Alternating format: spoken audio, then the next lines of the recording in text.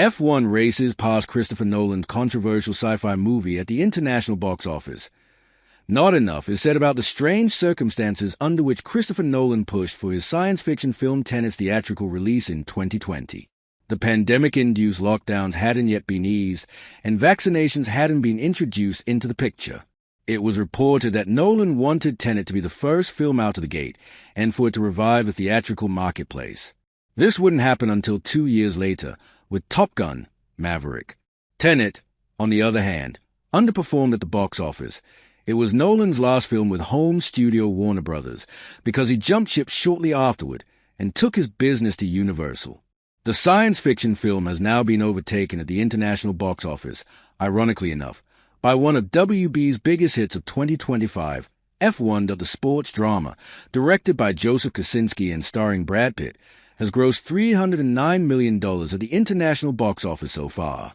This puts it around $3 million ahead of Tenet, which concluded its run with around $360 million globally. F1 has already grossed $100 million more, and will most probably pass the $500 million mark in a few days.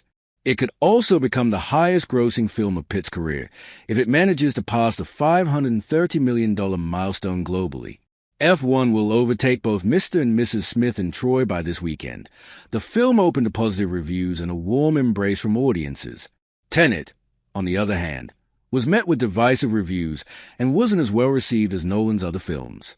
It holds a 70% score on Rotten Tomatoes, where the critics' consensus reads, "A visually dazzling puzzle for film lovers to unlock, Tenet serves up all the cerebral spectacle audiences expect from a Christopher Nolan production." Headlined by John David Washington and featuring a star-studded supporting cast, Tenet combined Nolan's flair for challenging narratives with old-fashioned espionage movie thrills. A sequel to F1 has been discussed with F1 is a rather old-fashioned Hollywood blockbuster itself, utilizing every trick in the book to deliver a crowd-pleasing big-screen experience. They've awarded it a solid 97% score on Rotten Tomatoes, where the critics' consensus reads, "Driven by Brad Pitt's laid-back magnetism and sporting a souped-up engine courtesy of Joseph Kosinski's kinetic direction, F1 the movie brings vintage cool across the finish line."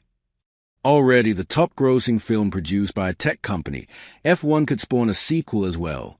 You can watch the film in theaters, and stay tuned to Collider for more updates.